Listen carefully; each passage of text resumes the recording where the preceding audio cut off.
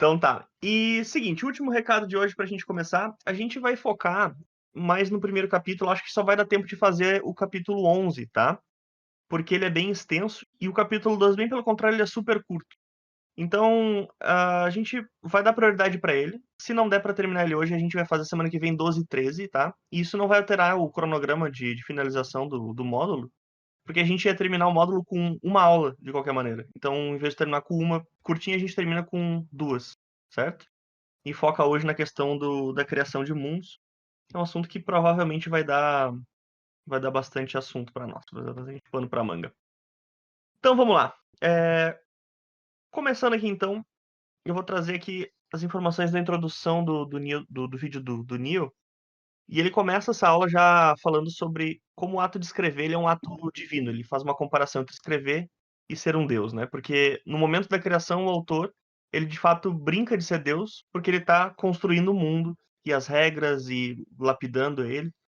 E nesse processo, alguns autores são mais invisíveis que outros. Ele vai voltar nesse assunto mais adiante, dizendo que tem autores que são super famosos pela criação de mundo, como clássicos tipo Tolkien ou C.S. Lewis, que ele cita, que são duas grandes influências deles, em que a criação de mundo é gigantesca, ela é escrachada, ela é muito poderosa. E tem outros autores que são um pouco mais sutis e mesmo assim não significa que são menos poderosos, né? Então ele vai falar desses dois espectros aí. E na opinião do Neil, toda ficção é fantasia, né? Tudo é inventado. E isso tem no próprio workbook, em que ele diz que enquanto autores, a gente pega pessoas que não existem, ou que não existem exatamente daquela maneira como a gente está retratando. A gente coloca essas pessoas em situações que elas nunca tiveram e as faz dizer coisas que nunca disseram. E isso, para ele, é um ato de criação mágica, tá? Como é que ele começa a explicar o que é a criação de mundo? Ele diz que é essencial para que a gente crie um mundo que seja verossímil, que tenha credibilidade, é que a gente pegue exemplos da nossa própria vida.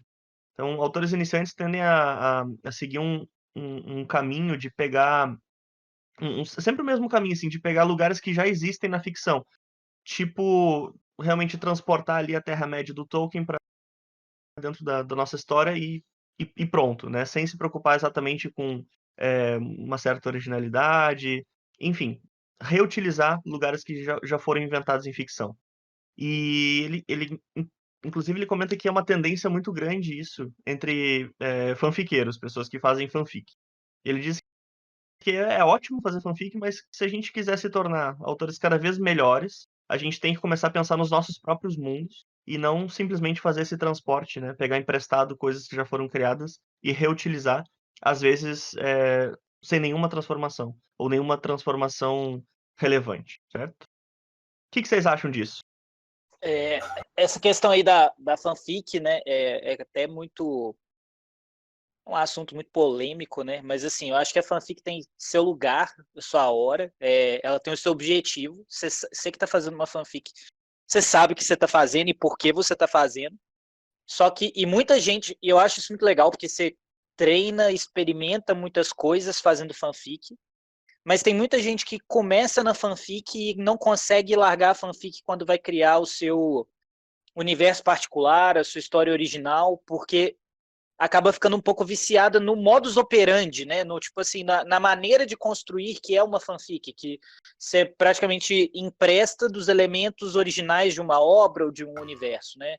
Eu acho até que, assim, é complicado nos dias de hoje a gente tentar fazer uma alta fantasia muito original, porque muita gente já trilhou esse caminho e é aquele negócio, né? Tudo é cópia de alguma coisa. Então, fatalmente, a gente vai acabar esbarrando aí em alguma coisa que alguém já fez. Principalmente porque a gente tendo o Tolkien como referência, por exemplo, na alta fantasia, a gente fatalmente vai acabar referenciando ele de alguma forma, mas esse trabalho, esse cuidado de polir e lapidar o seu mundo, se a gente estiver falando de um mundo que é fantasioso, né? Se a gente não estiver falando do mundo real,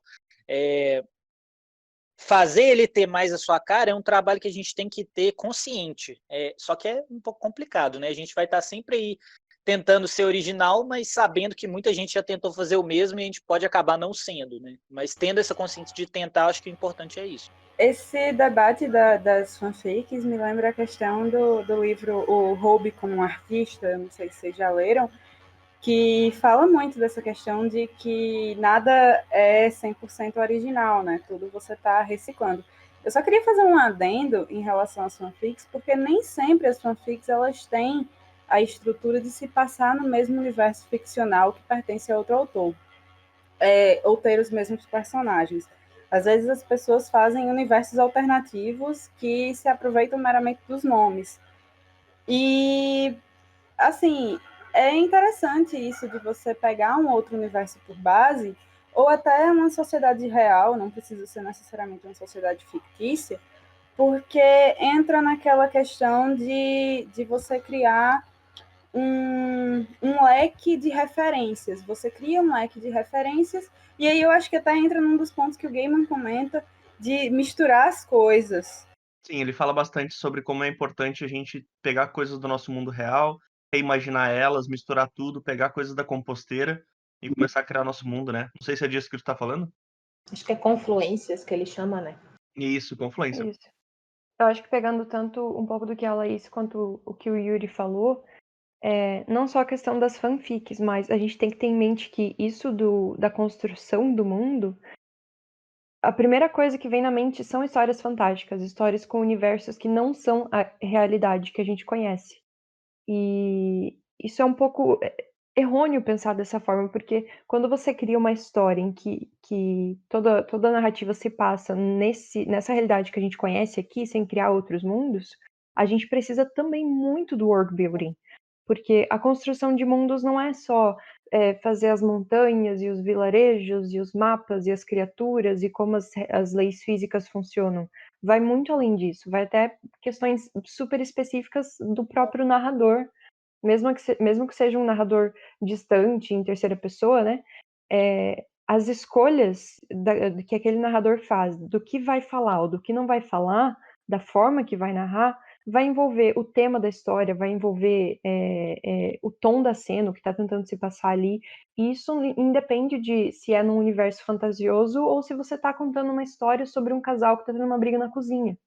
Então a gente também tem que ter esse olhar de que não é só construir um mundo amplo de como funcionam as regras de maneira geral no mundo ficcional completamente fantasioso, mas também numa história que se passa aqui, na sua rua, ali embaixo. Então vão questões bem específicas também. Eu gostaria de pegar isso que a Marina falou, porque isso ficou na minha cabeça também, né? A gente sempre realmente acha que tem que criar um mundo que não existe, coisa nova. Puta, é muito divertido fazer isso, mas você usar toda essa técnica que a gente viu no capítulo que o Gamer falou pra gente lá, né? E essa criatividade que a gente tem, um mundo, tipo, o nosso mesmo, sabe? Recriar ele, se você já conhece, eu achei, tipo, muito mais desafio. Sim, eu acho que assim, para fantasia, a gente tem que. O principal, talvez, desafio, a principal atividade seja trazer o que é o real nesse universo fantástico, ou seja, o que faz esse universo fantástico parecer real, parecer de um jeito que o leitor entre nele e realmente consiga imergir. E quando a gente está trabalhando com histórias no mundo real, que eu digo na realidade que a gente conhece, a gente tem que o nosso principal desafio é focar nos elementos daquela cena ou daquele ato, ou do que for, que fazem aquela situação específica e única. Inclusive, acho que um dos exemplos que o próprio Gaiman traz é dentro uma cena que se passa numa escola. Quais são as questões específicas normais de escolas, mas que também, ao mesmo tempo, são estranhas se você retira elas de contexto? Ele fala do cheiro de repolho sendo cozido no meio da manhã, ou seja, perto do lanche. Todo mundo conhece esse cheiro de comida sendo feita na escola. Ou então o cheiro de suor nos corredores depois do intervalo. São coisas que a gente pode notar dentro da nossa escrita, colocar mesmo sendo um mundo real. Então, dentro dessa questão da construção de mundos. Eu queria complementar essa fala sua, Marina.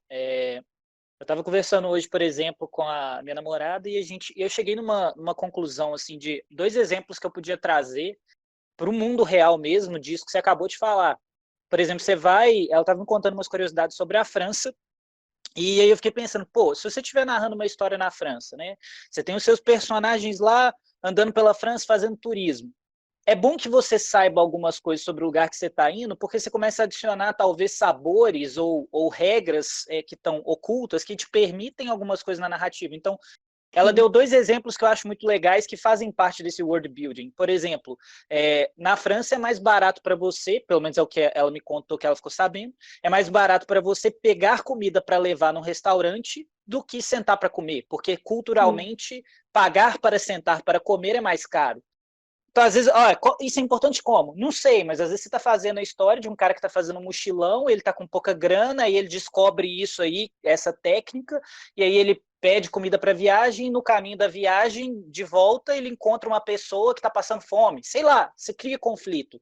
Às vezes uma nuance muito pequena pode te abrir possibilidades até de roteiro, ou de conflito, ou de personagens. Um outro exemplo que ela deu é que, igual a gente tem aqui Sonrisal, a gente tem esses remédios, essas coisas diferenciadas, lá na França eles têm águas com propriedades diferenciadas. Então você está sentindo aí uma indigestão, você vai lá no supermercado comprar uma água que vai ter uns negocinhos tipo um Eno, tipo um Sonrisal, que vão servir para ajudar a tratar essa indigestão que você está sentindo. Então, esses pequenos sabores que você fica sabendo da vida real, acho que a Bárbara deu um exemplo que na Califórnia, a Bárbara do grupo que está fazendo simulado agora, acho que foi ela mesmo, que na Califórnia o pessoal oferece água de graça nos restaurantes. Pô, isso é importante? Não sei, mas você saber disso traz verossimilhança para a sua história, né?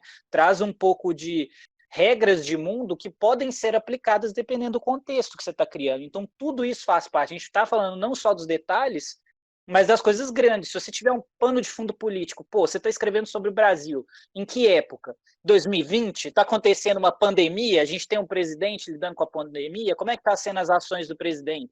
Tudo isso vai influenciar na história que você está criando, né? Às vezes de uma maneira positiva, às vezes de uma maneira negativa, ou às vezes nada disso vai influenciar, mas você saber, você ter esse background te ajuda a direcionar suas decisões e entender como é que o subtexto interfere nas decisões dos seus personagens.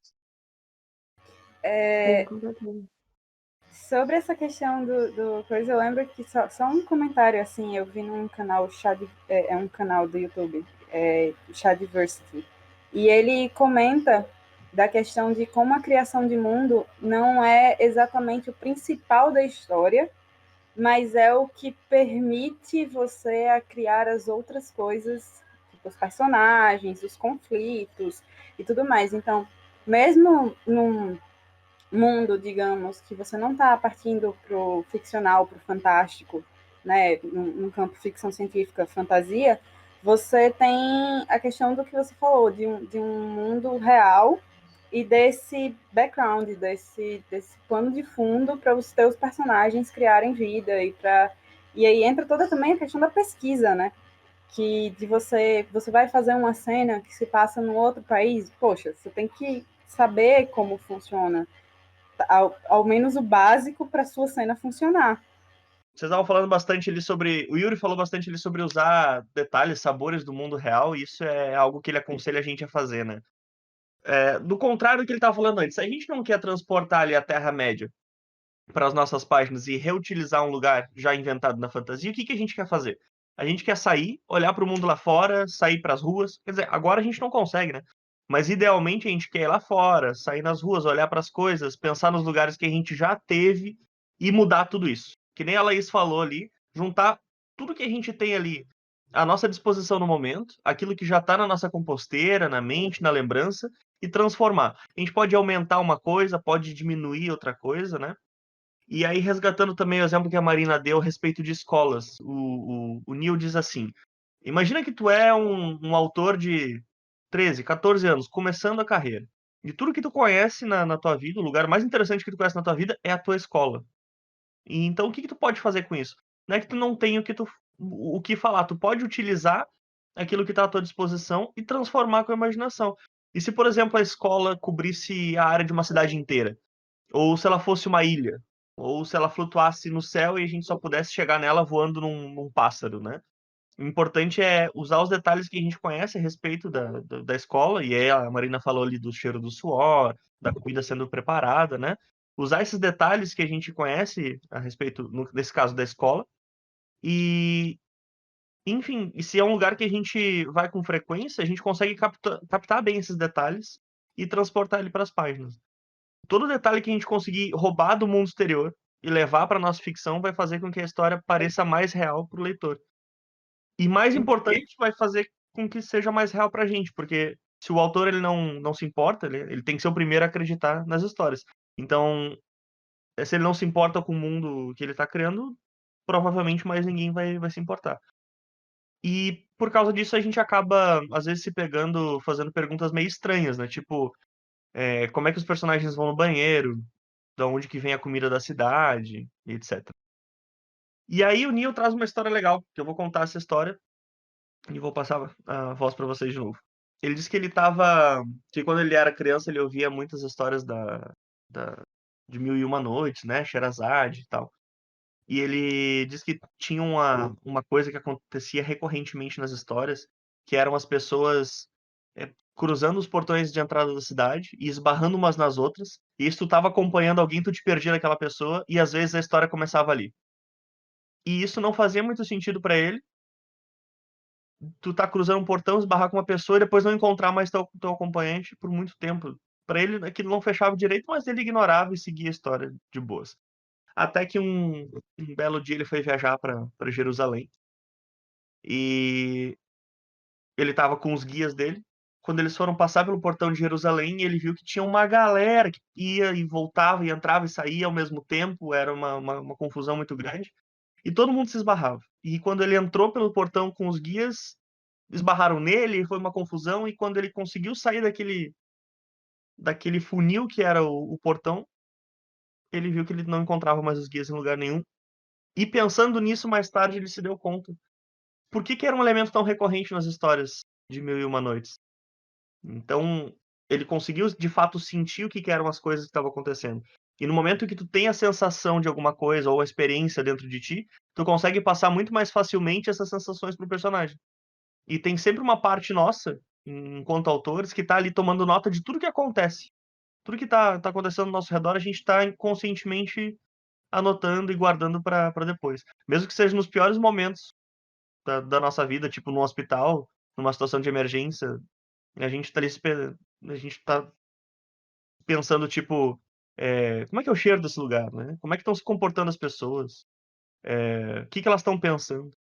E um dia a gente pode precisar desses detalhes pequenos de luz, sombra, cheiro, sentimento, som, toque, para fazer a nossa história parecer mais real. Um dos meus comentários era justamente sobre isso, fugindo um pouquinho da lição. Enquanto eu estava lendo e ouvindo essa lição, tudo o que eu pensava era realmente isso, o quanto esse nosso, seja hobby, seja profissão, seja desejo de futuro, enfim, a posição de escritor, como ela muda o nosso comportamento em relação ao mundo, aos poucos, e em como a gente para de ser somente aquela pessoa ativa no mundo que age e reage, a gente também começa a ser a pessoa que observa. E consciente ou inconscientemente, a gente começa a olhar para detalhes, pessoas, como as pessoas reagem, ou situações, cheiros, tamanhos, cores, de maneiras que a gente não fazia antes de ter essa profissão, ou até mesmo tinha, justamente por ter isso, estamos aqui agora, não sei. E como tudo isso acaba se encaixando, porque é tudo isso que a gente vai usar na história. É isso que vai influenciar o nosso jeito pessoal de ver o mundo, é o que vai influenciar a nossa escrita, é o que vai dar a nossa voz, o nosso estilo, e é também o que vai influenciar sobre as coisas que a gente escreve. Então é muito interessante ver como tudo isso está ligado e como tudo isso tem também muito a ver com a construção do mundo. Porque, de novo, aquilo que o seu personagem, que o seu narrador vai notar ou não vai notar na narrativa, de algum modo vai ser porque você, pessoa que está escrevendo, notaria ou não notaria aquilo na vida real. É muito interessante ver como isso também nos molda como pessoas, não só as nossas histórias. Excelente, né? E a gente comentou sobre isso algumas semanas atrás, quando o Neil fala que é importante que a gente conheça a nossa voz de autor. Sobre o que a gente Sim. está falando, sobre o que a gente quer escrever, sobre o que é a minha história, meu conto, meu livro, qual é o tema dele. Praticar faz com que a gente conheça melhor nós mesmos enquanto autores e a gente acaba colocando isso no papel. O que eu queria comentar sempre, André, é exatamente o que o pessoal fala, né? É incrível como a vivência que a gente tem enriquece tudo que a gente vai criar, né? O que eu tô querendo dizer é que como a gente precisa sempre estar consumindo e vivenciando essas experiências, essas visões diferentes, que isso cria como fala, essa base para a gente ter. Então, por mais, às vezes, como fala, introspectiva que a gente possa ser, a gente tem que ter essa visão e ir atrás dessas experiências, observar. E eu acho que essa voz do autor que o Neil sempre fala é para onde eu acho que você observaria mais, o que você te chama mais atenção nesse olhar de observação que a gente tem do mundo. Semana passada quem falou bastante disso foi o Victor Dias, né? Falando sobre pesquisa, sobre como é importante a gente ter um olhar mais pessoal, mais íntimo sobre as coisas que a gente está estudando para escrever.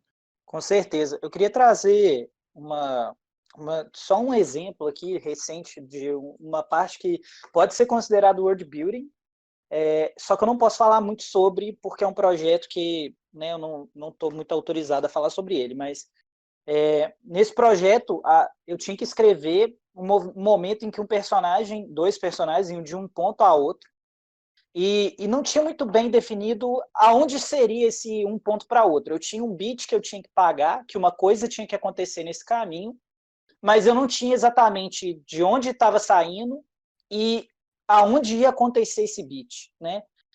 Eu só tinha para onde eles estavam indo, bem mais ou menos assim. Então eu falei, pô, beleza, então, vou usar o máximo que está o meu disponível, porque a história acontece no mundo real, no setting diferente do mundo real, mas é no mundo real, né, na realidade que a gente conhece. Então eu fui pesquisar rotas intermunicipais, fui procurar estradas, fui procurar localizações, abri o Google Maps, coloquei hidrografia habilitada do Google Maps para procurar fontes de rio, e aí fiz tipo uma pesquisa que demorou talvez aí 1 hora e meia, até que eu achei um ponto que para mim era o perfeito para acontecer aquilo que eu precisava. Então, tipo, aí eu peguei o quê? Usei o Google Maps, coloquei o carinha para andar, né? Eu esqueci como chama aquele negócio, aquele bonequinho que você Street arrasta lá View. para o Street View, isso. Usei o Street View, fui ver o meu arredor, como é que era, e isso entra um pouco do que o Pedro falou, tipo, as cores do lugar, que tipo de árvores estão ali, ou de construções, que tipo de paisagem, como é que é o meu horizonte ali, para tentar trazer essas coisas para dentro da narrativa do local que eu estava escrevendo e fazer um world building local. Então, se alguém conhece aquele trecho da estrada ou aquele município que eu referencio, vai ver e falar assim, pô, será que esse cara teve aqui? Porque ele descreveu muita coisa que faz sentido. É um enriquecimento pequeno para quem conhece, porque poucas pessoas vão conhecer, mas ao mesmo tempo, para mim, trouxe um alicerce para escrever. A gente tem que pensar que o world building, e aí eu vou trazer um pouco de experiência profissional e um pouco de coisas que eu almejo fazer, que é ir para esse mercado de jogos, é a mesma coisa que você estivesse construindo o level do jogo que você está fazendo.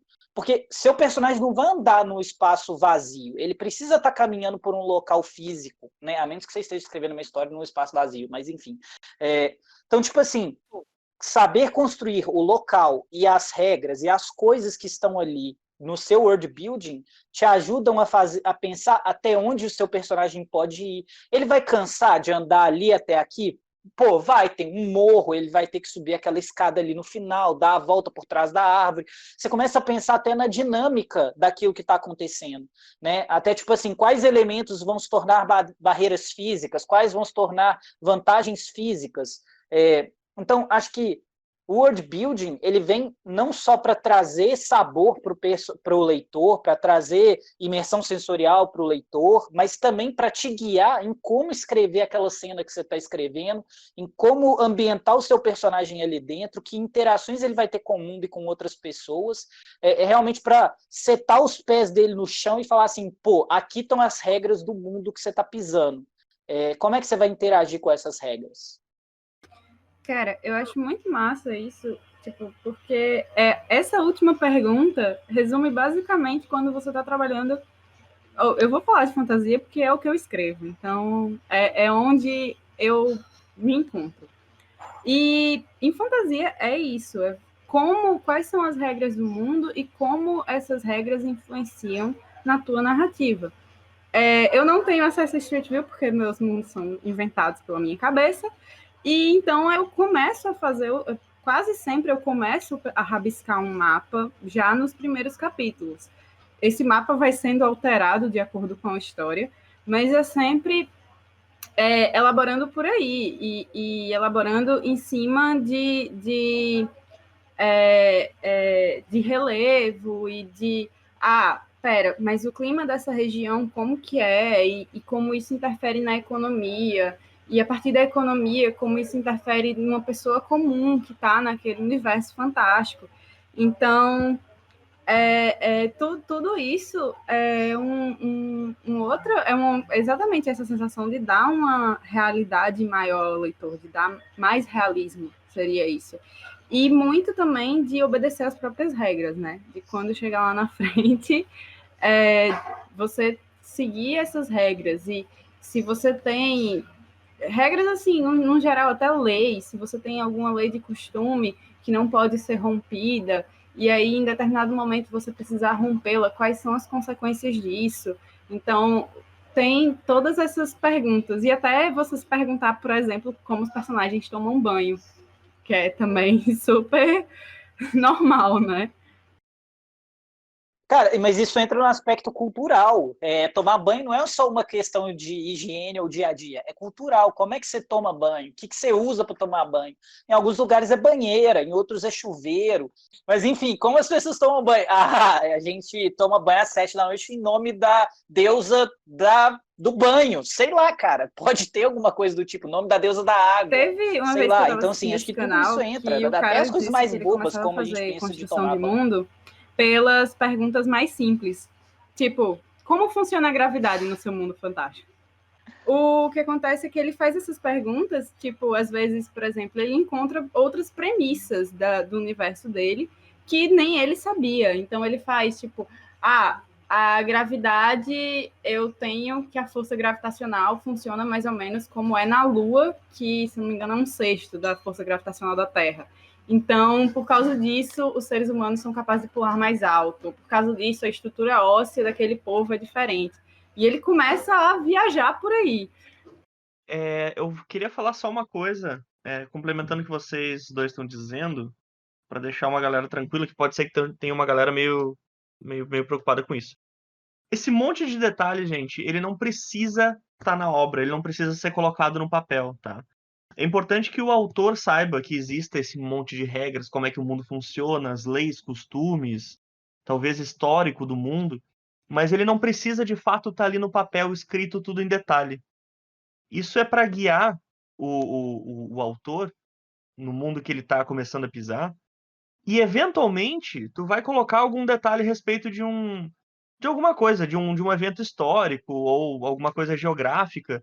Tu vai colocar um detalhe que tenha riqueza, vai parecer redundante, um detalhe que tenha riqueza em detalhes, para que tu convença o autor, desculpa, para que tu convença o leitor de que tu de fato sabe o que tu tá falando, que aquele mundo é real, que as coisas ali elas têm credibilidade, tu tem que passar credibilidade pro leitor, né?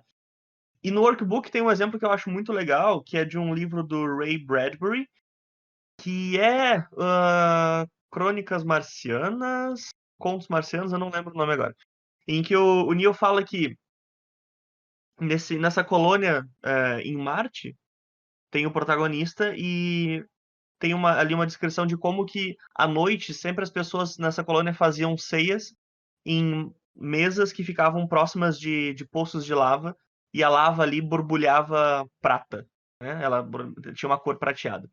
E ali no workbook a gente tem explicado ali direitinho, se vocês quiserem procurar esse trecho. Mas qual a importância desse trecho? Qual é o exemplo que ele está dando, né? A gente não sabe por que a lava em Marte ela é prateada, mas o autor ele fala disso de uma maneira tão segura de si, que a gente acredita que se a gente perguntasse por que é prateado, ele responderia na hora. E o Neil dá um outro exemplo, né?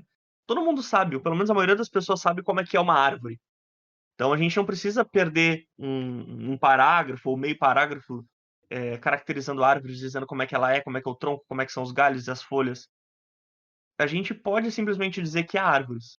Mas lá pelas tantas, se tu quiser descrever uma em especial, tu pode dizer por que aquela árvore em especial ela é importante.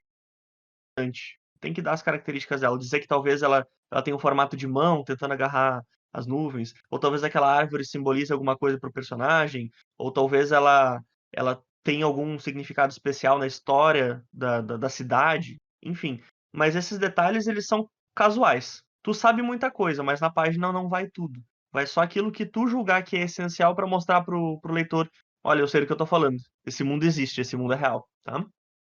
Josi, pode falar.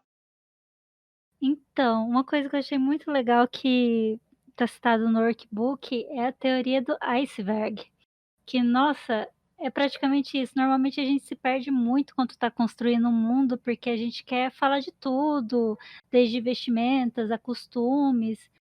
E como a gente sempre está discutindo lá no grupo, eu vou ser meio arauto do Brandon Sanderson, né? Ele diz que, assim, na hora que a gente está construindo um mundo, a gente deve dividir todos os aspectos imateriais e materiais. Imateriais vai cultura, hierarquia e essas coisas que não são assim físicas, são mais psicológicas, né? E em outra fileira a gente coloca todos os aspectos físicos do mundo que a gente está criando. Pode ser para mundos de fantasia ou realidade fantástica, qualquer coisa que a gente esteja criando. E depois disso a gente escolhe os principais pontos importantes para esse mundo. Depois eu passo o vídeo de novo para vocês, que é muito legal isso. Por quê? Porque você não precisa se perder construindo eternamente o mundo e não escrever, porque normalmente quando a gente está criando, a gente se empolga tanto que a gente não para, né, para escrever. E você escolhendo essas 3 características principais, por exemplo, você vai falar de fadas que querem tomar o seu lugar naquele ecossistema lá. Então você vai falar de hierarquia, vai falar de fadas e vai falar de fauna e flora, por exemplo. Você vai ter que esmiuçar esse assunto um monte. Daí o resto, tem muitas coisas que você pode deixar no senso comum se você quiser, daí você não precisa se preocupar tanto com isso. E isso, assim, para quem gosta de ficar criando as coisas, ajuda bastante. Bom, a minha contribuição é essa, vou fechar aqui. Não, muito Não, bom, muito bom. obrigado. Eu queria trazer uma contribuição também, ô Pedro. Lembrei que agora, eu estava ouvindo essa semana um podcast que eu gosto muito, que chama The Game Maker's Notebook.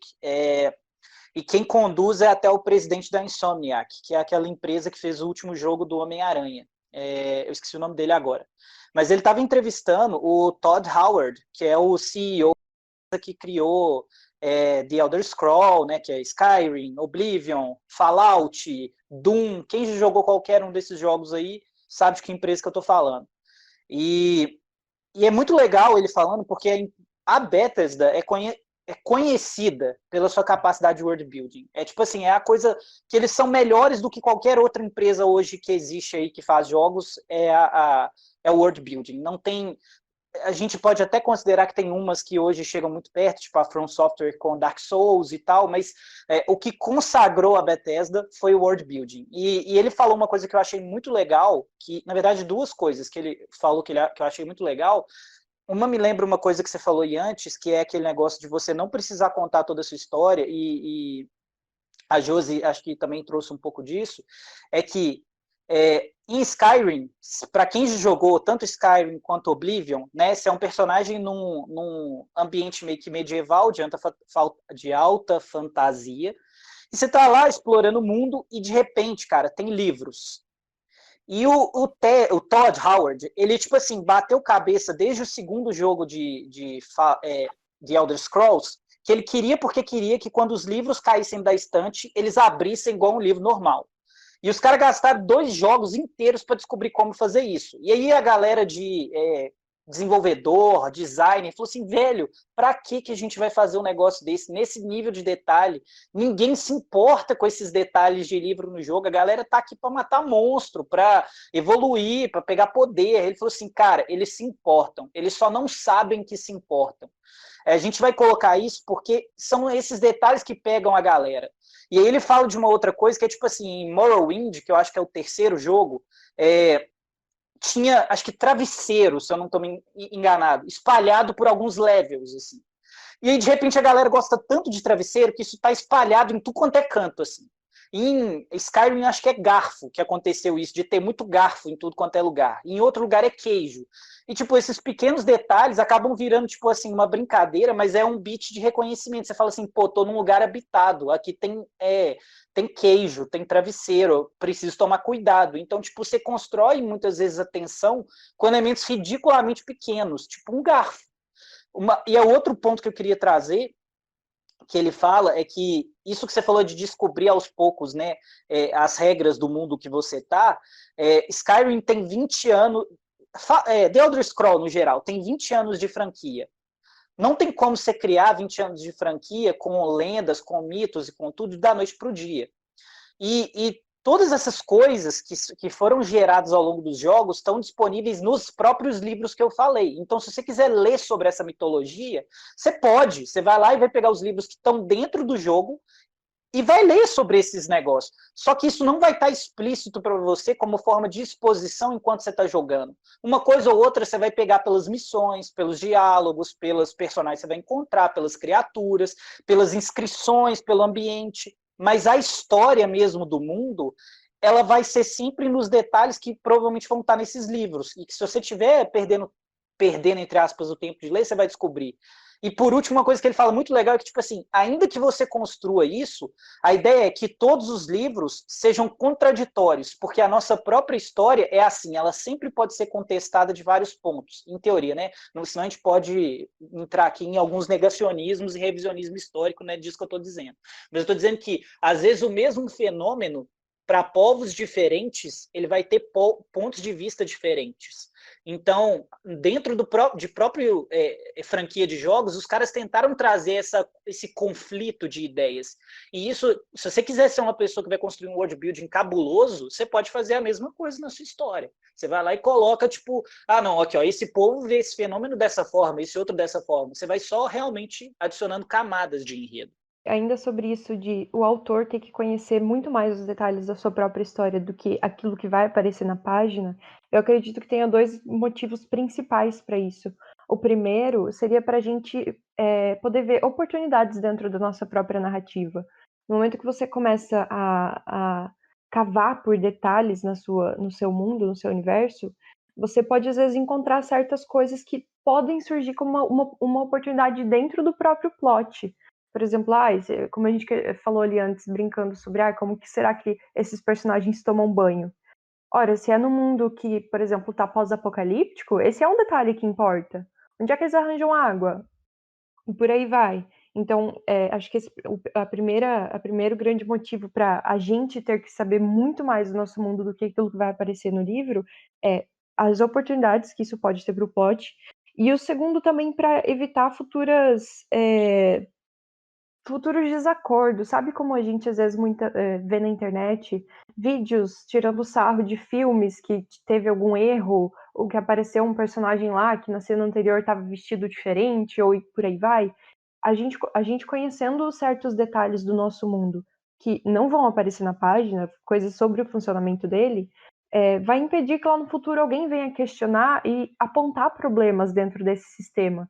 Então, acho que esses são os dois grandes motivos pelos quais a gente precisa, sim, saber muito mais, fazer, às vezes, pesquisas e o tal do iceberg, para não chegar lá na frente e acontecer isso, tanto para ver oportunidades quanto para evitar esses conflitos futuros. E até atestar a continuidade, né, do que você está escrevendo mesmo, igual você falou aí, essas com mudanças certeza. de continuidade. O lance que o Yuri estava falando antes, que tem algo que eu acho legal no game que a gente não consegue fazer direito.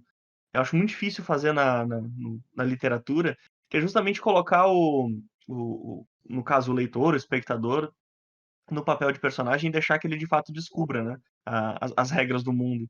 Porque outra coisa importante que o Gaiman traz pra gente nesse capítulo, como a gente tem que deixar que os personagens descubram as próprias regras do mundo e que ele entenda como é que o mundo funciona. E isso no game é uma coisa que a gente precisa fazer se a gente quiser avançar. A gente precisa saber como é que usa, sei lá, as habilidades do personagem, como é que é ali o funcionamento das regras do jogo, como é que funciona tal sistema e tal. Então a gente entra de fato no papel de protagonista e aprende as coisas e fica melhor. Quando a gente termina o jogo, é o ápice da nossa habilidade ali. Mas isso a gente também tem que tentar transmitir pro papel, porque o personagem ele precisa. A gente não pode deixar tudo mastigado, ele precisa aprender como é que as coisas funcionam ali por conta própria. E normalmente eles aprendem isso errando, né? Ou então dando de cara com obstáculos, enfim. Mas a gente vai falar sobre isso mais tarde, mas eu queria comentar como eu acho que em jogos isso fica muito mais claro, como é importante que isso aconteça. Tu ter ali que nem o Yuri falou, um garfo dentro de casa, vai te mostrar que tem gente ali, que talvez tu tenha que ficar atento ao perigo. Talvez na primeira vez que tu veja um garfo, tu não pense nada disso, mas quando aparecer um cara de trás de uma porta querendo te matar e tu tiver que tentar fazer alguma coisa pra se defender disso, da próxima vez que tu vê um garfo, tu já vai associar um garfo àquela sensação de perigo.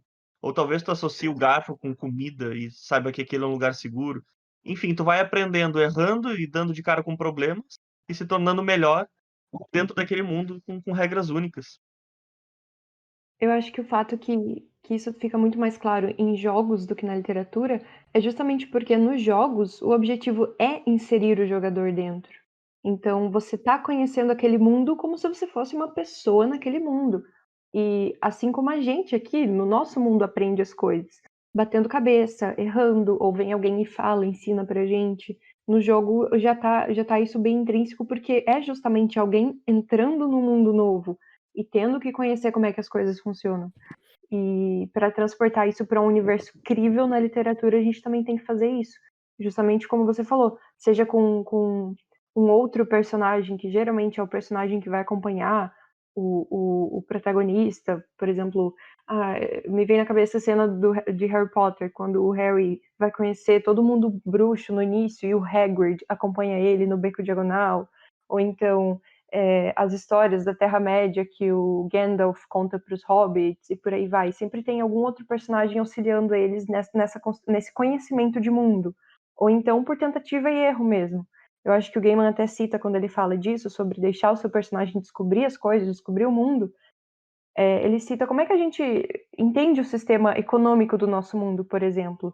É errando, é tentando, é conhecendo fatos por outras pessoas. Então, a gente também tem que conseguir colocar isso dentro da nossa história. Como é que o nosso personagem vai conhecer o mundo?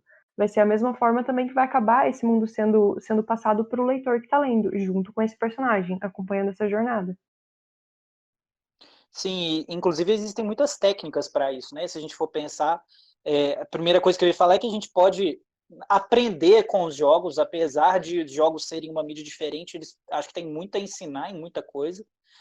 Mas o que eu queria trazer do que você falou, Marina, é de uma estratégia que eu não lembro, mas acho que foi o Brandon Sanderson, já que já trouxeram ele aqui mais de uma vez, mas que eu não lembro se foi ele que falou disso, ou se foi um vídeo que falava sobre ele, mas uma estratégia é, se você precisa apresentar um mundo completamente diferente, às vezes você pode ter um personagem que ele não conhece aquele mundo, ou que ele está descobrindo esse mundo, assim como o leitor, que é o caso de Harry Potter, né? O princípio de design de Harry Potter é justamente esse. Você está trazendo um personagem que não conhece o mundo, e ele vai descobrir o mundo junto com você. Então, tipo, às vezes você precisa trazer essas informações todas, porque seu mundo é um mundo complexo, você pode criar um personagem ou uma situação em que esse personagem tem que ser inserido.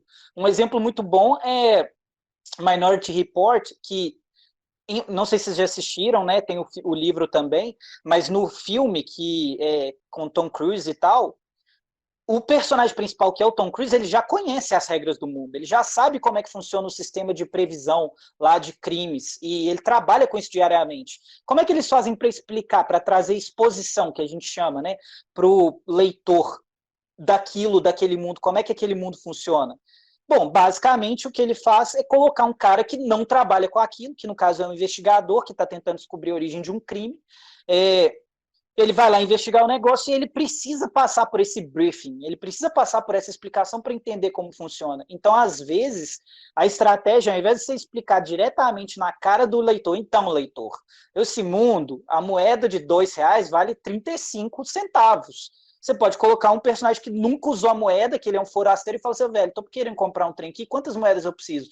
Você precisa de 2 moedas de 2 e elas valem tantas moedas de centavos, entendeu? Então acho que tem estratégias para você poder fugir disso também.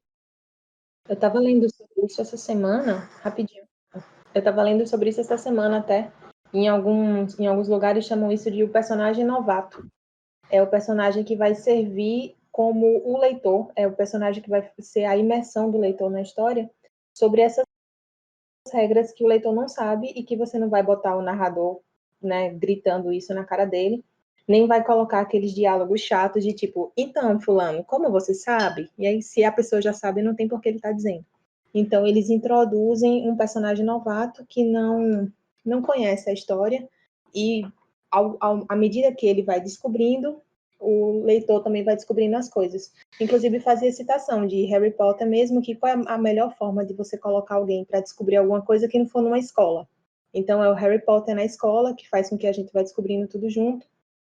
House também, que os médicos todos já sabiam tudo que estava acontecendo. E o espectador era os pacientes. Então, enquanto eles iam explicando as doenças, aquelas coisas escrotas todas, a gente era o paciente que estava aprendendo junto com eles. Então, o novato faz o papel do leitor dentro da história. Uma vez, eu acho que um jeito que eu vi de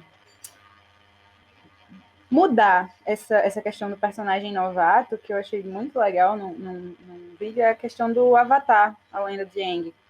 Porque Aang faz parte daquele mundo, Aang sabe como funcionam as dobras, tudo isso, mas ele passou 100 anos congelado, então o mundo mudou em 100 anos. E aí você tem a exposição do mundo por um comparativo de como era o mundo 100 anos antes. E tudo isso te ajuda a fazer isso. Então você cria um novo jeito de trazer esse personagem novato, sem ficar essa questão do personagem que completamente desconhece aquele mundo. Não, ele é parte daquele mundo, ele conhece as regras daquele mundo, mas as regras que ele conhece são de 100 anos atrás. É legal de novo fazer aquela ponte, né? Isso funciona tanto para mundos fantásticos quanto para histórias que se passam no real. Por exemplo, se você vai. Deixa eu pensar aqui, um caso real. A primeira vez que eu fui para São Paulo. Quem mora em São Paulo já está acostumado com a Avenida Paulista aberta todo domingo. E todas aquelas pessoas caminhando e apresentações culturais e a cidade acontecendo ali. Para quem não é de São Paulo, ou para quem não tem amigos e conhecidos lá, não sabe que isso funciona. Então, a primeira vez que encontra a Paulista fechada, acha que é um grande evento, que é algum dia especial, e não que é algo que acontece regularmente.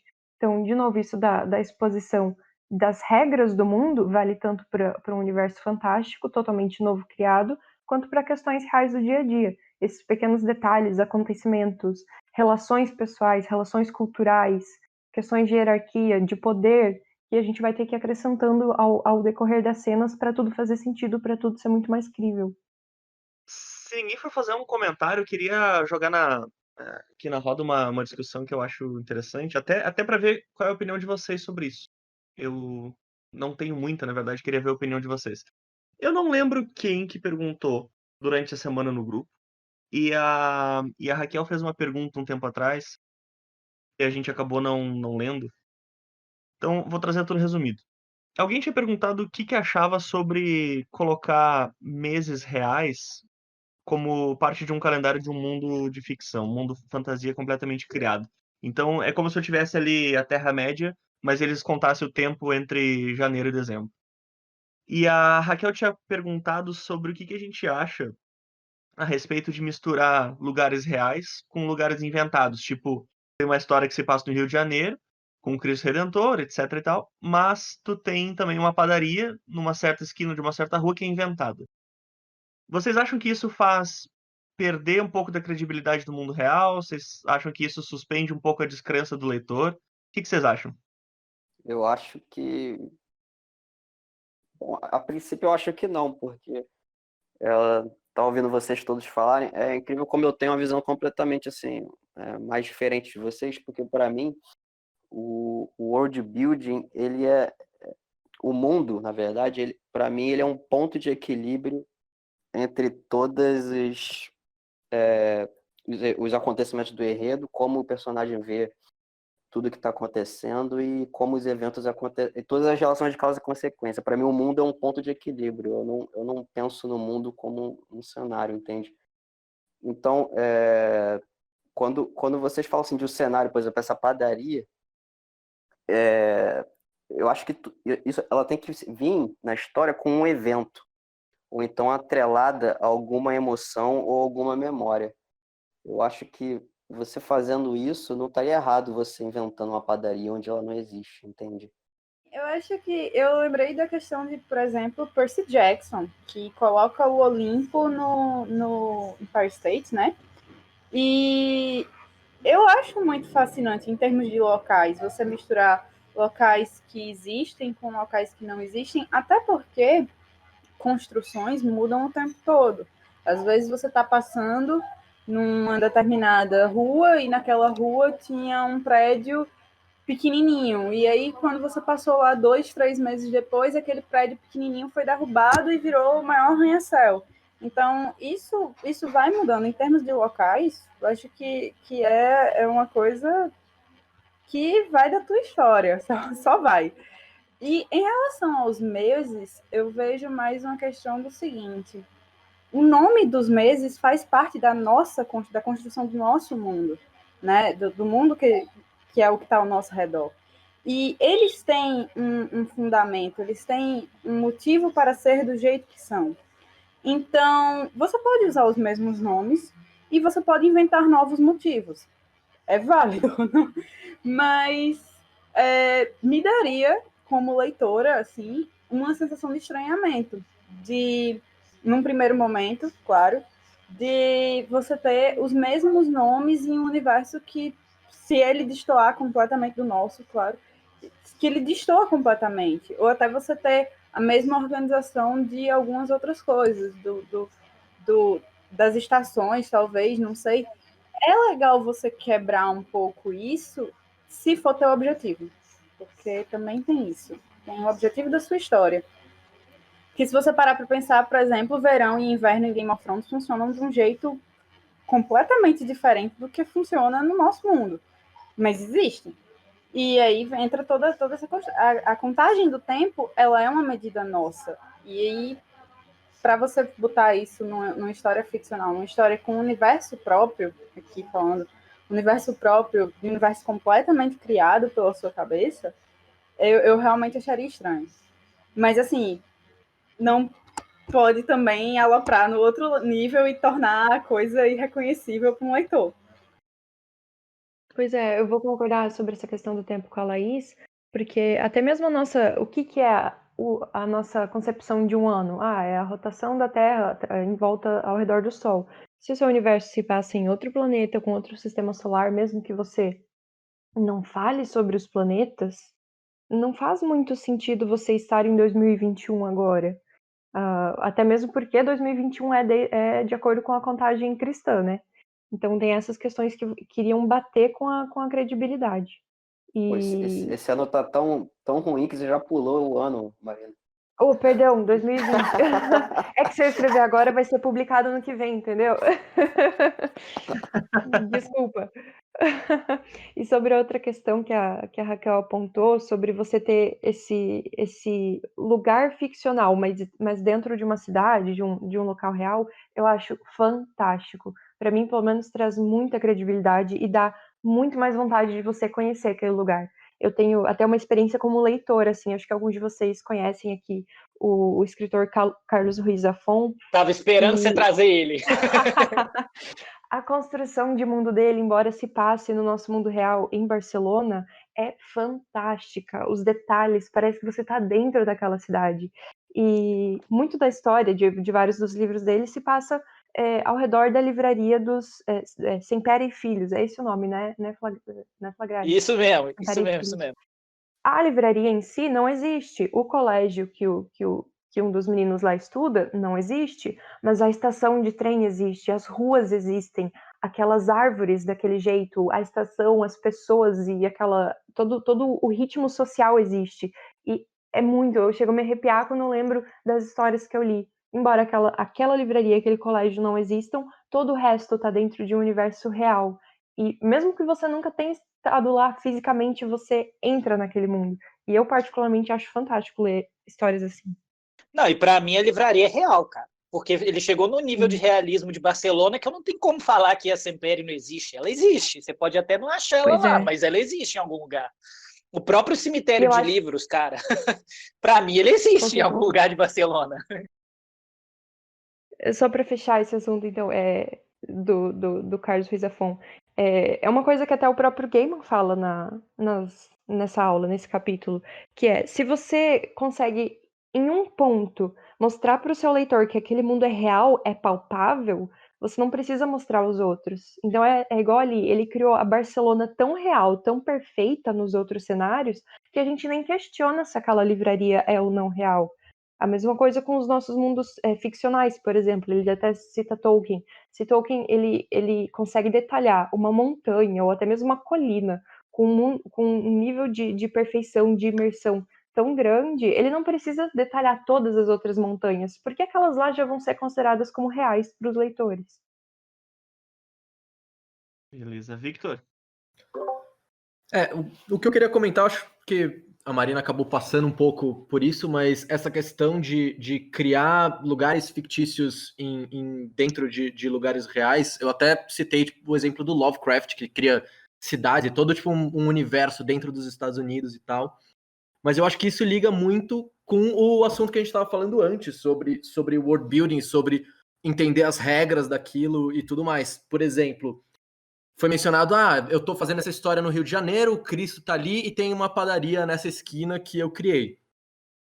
Você pode fazer isso e provavelmente todo mundo vai acreditar que aquela padaria existe se ela seguir as regras daquele mundo, no caso, aquele mundo Rio de Janeiro. Sei lá, por exemplo, em São Paulo, alguns nomes são diferentes para, sei lá, café com leite ou coisas do tipo. Então eu acho que tem uma questão de estudo e de world building que faz parte de você entender as regras daquele lugar que existe, que você está colocando locais fictícios e trazendo coisas fictícias e fazer aquilo lá colar. Porque às vezes é um detalhezinho que talvez um leitor que conheça até mais do que você aquele lugar onde você está inserindo alguma coisa entenda que, tipo, não, na verdade, isso aqui não faz sentido. O cara tá me descrevendo uma padaria de São Paulo, mas a gente tá no Rio de Janeiro. Por exemplo, né? Eu acho que liga muito com o que a gente estava falando antes. Com certeza. Eu acho que sobre essa parte de veracidade nos lugares também tem o contrário. Tipo, por exemplo, a biblioteca dos filmes do Harry Potter, ela existe e é a Book of Kells em Dublin. E, tipo assim, é uma coisa que tornou tanto do universo do Harry Potter que quando você visita a Book of Kells, você não tá visitando a Book of Kells, você tá visitando a biblioteca do Harry Potter, mas, tipo, a biblioteca tá lá faz não sei quantos 100 anos já. Então, essa questão de world building também tem como você tanto trazer, por exemplo, lugares fictícios para o mundo real, quanto levar lugares reais para o mundo fictício. Tu chegou a visitar ela, não chegou, Mayara? Sim, fui. Lá no Trinity Sim. College. Sim, É inclusive, lindo. tem o jogo do Harry Potter, o Hogwarts Mystery, pro celular, que tem a biblioteca, é igualzinha a Book of Kells. Aí é até uma sensação estranha de pensar. Eu visitei um lugar tão histórico que tem um dos primeiros livros encadernados do mundo e eu só consigo pensar que eu visitei a biblioteca do Harry Potter. Você sabe que, falando, enquanto vocês falavam, eu acabei lembrando de um exemplo que teve em Game of Thrones, nos livros, no caso. Que vocês sabem que Game of Thrones não se passa no nosso mundo, né? É um mundo completamente inventado, ele é fictício e tal. Mas tem um livro, um dos livros tem uma parte que o Martin tá descrevendo um banquete que tem uma tortinha de limão siciliano. E na época que o livro foi lançado, tinha uma galera discutindo em fóruns como que era possível existir limão siciliano se não existia Sicília. Então, Muito muitas bom. teorias foram criadas em cima disso, cara. Se não era um mundo pós-apocalíptico, etc e tal, mas no final foi só erro dele mesmo. Então tem que tomar Tipo cuidado. assim, galera, vocês estão muito overthinking, eu só errei. Eu já vi uma discussão sobre as batatas, que pela época paralela que era para acontecer, não era para ter batatas na na Europa, uma bobagem assim. É que o Martin demora tanto pra escrever que o Fandom tem que fazer alguma coisa. Então pesquisar sobre batatas é o que não sobra, né, cara? É tipo isso. Pois é. Pois é, e ver aquilo de novo. Para evitar essas coisas, o escritor tem que conhecer muito mais o próprio mundo do que aquilo que vai aparecer na página. E é engraçado, agora que a gente tá falando sobre o George Martin, ele tem um problema muito grande com construção de mundos, porque ele esquece muita coisa. Eu já vi entrevistas dele falando de como que surgiu aquele site que é o Westeros.org, que era de 2 fãs que começaram a ler e compilar informações. E eles compilaram com tanto detalhe que um dia, quando ele notou que ele não lembrava de algumas coisas que ele precisava, ele ligou para esse pessoal e perguntou, disse, aqui é o George Martin, tudo bem, eu preciso de umas informações sobre os meus personagens. Muito E aí, bom. e ele tornou os 2 caras colaboradores oficiais da série, assim. Então, os 3 escreveram juntos a enciclopédia, que eu não lembro o nome da enciclopédia agora, com informações que os 2 coletaram. E o George foi lá e, tipo assim, assinou. Sensacional. Tá legal. Muito legal. Porque não dá pra julgar o Martin quando eu tenho uma memória de Dory, entendeu? Não dá. Mas isso aí se estende, essa discussão, né? Por exemplo, eu vi uma coisa, saindo muito pouquinho do assunto, mas muito rápido, é só para justificar que essas coisas são normais, é que eu vi um cara que é programador, ele escreveu uma biblioteca que ele usa e ele teve que fazer uma seletiva em que usava a biblioteca dele para entrar numa empresa e ele não sabia todas as funções que ele tinha escrito na própria biblioteca, que, tipo, todo mundo usa. Aí ele falou assim, cara, eu posso conferir na internet? Ele falou assim, não, você tem que saber, porque você vai usar isso no dia a dia. Cara, eu escrevi a biblioteca, eu não lembro. É injusto você pedir para outras pessoas que estão participando de decorarem isso, porque se nem eu que fiz lembro, quem usa vai lembrar. Então, tipo assim, acontece. A gente que é escritor passa pela mesma coisa. Quantas vezes você não cria esses conflitos históricos? É difícil você não cair aí num erro de continuidade, né? Tipo, tem que ter um processo de edição muito foda para você não ficar com um problema muito grande nas costas depois. Por isso que eu gasto mais tempo anotando os detalhes do que escrevendo a história. Por isso que eu faço planilhas no Excel. Exatamente. Pô, tipo assim, essa questão aí, só comentando o que você falou, cara, eu narro uma campanha de RPG desde 2004 e tem um jogador que tem memória de elefante e o maluco me pega nos erros de descontinuidade, que é, às vezes, coisa de 2005, tá ligado? E é foda. Mas, tipo assim, Foda. é foda, é foda. Mas, beleza. Tipo assim, olha só, tanto tanto o Yuri quanto o Pedro falaram essa questão dos games, que realmente eu acho que eles têm muito a ensinar pra gente. E como eu também narrei muito RPG, eu também sinto essa falta da questão do leitor ter uma escolha, né? Porque o jogador do videogame ele tem uma escolha e o videogame ele tem essa vantagem de te fazer conhecer as leis do mundo na marra através da causa e consequência. Ou seja, se você fizer alguma coisa muito errada, ou você morre, ou acontece alguma coisa que pode prejudicar seu personagem pelo resto da campanha ou pelo resto do jogo. Se você tiver que escolher entre o item A e o item B, vai ficar o resto da campanha com o item A em detrimento do item B. E quando estou escrevendo o primeiro livro agora, eu sinto muita falta dessa questão até mesmo pro world building, do arrependimento de não ter tomado, do personagem não ter tomado uma escolha ou em detrimento de outra.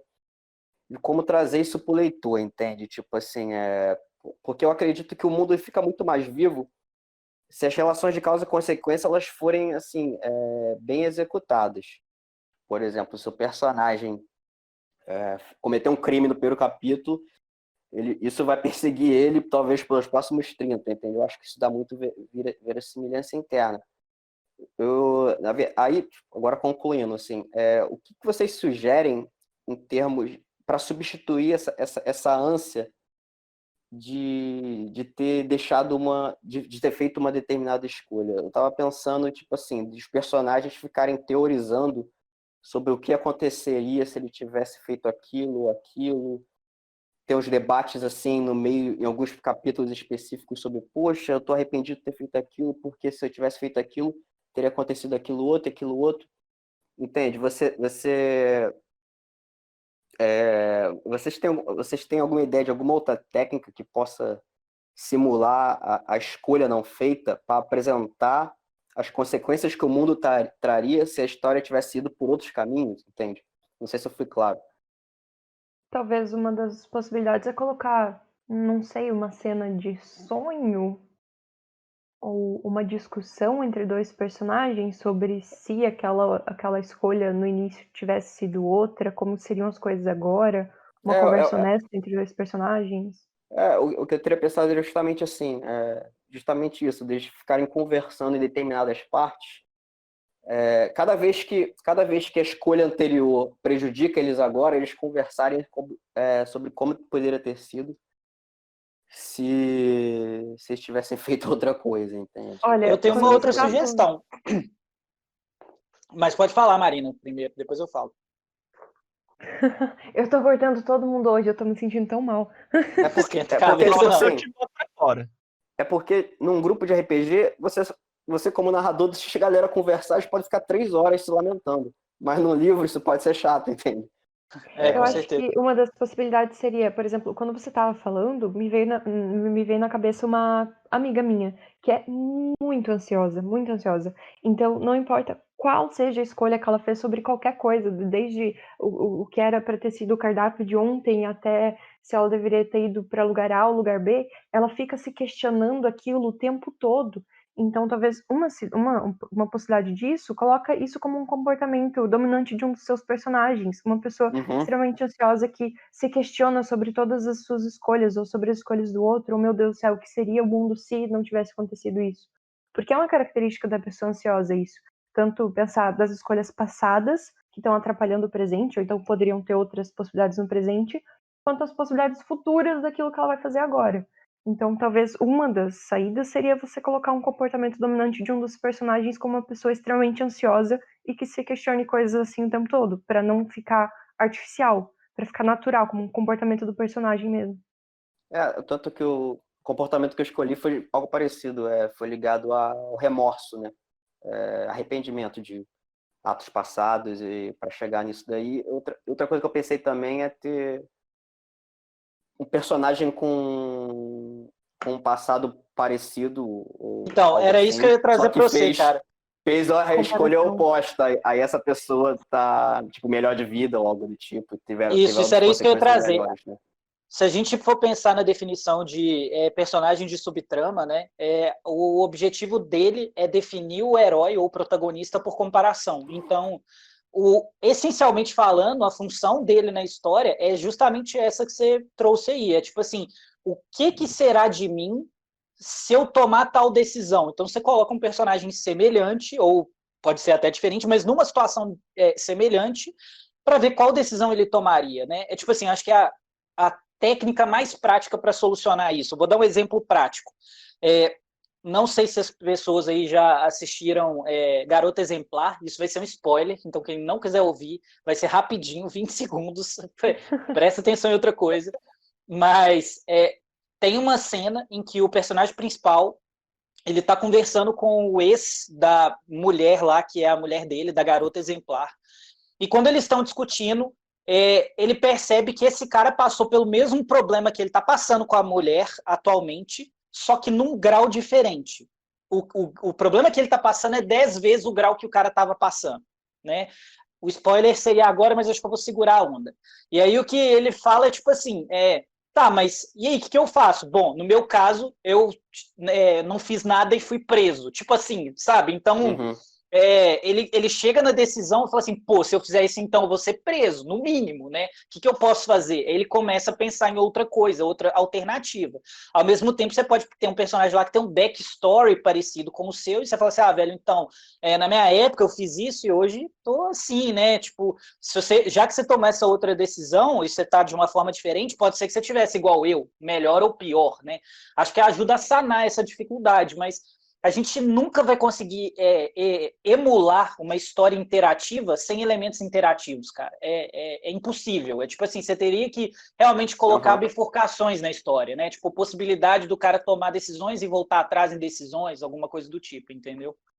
Eu acho importante pelo menos no meu caso, na história que eu estou escrevendo, você deixar reticências para os caminhos não tomados contribui muito para você apresentar as leis do seu mundo, entende? Porque você trabalhando causa e consequência, entende?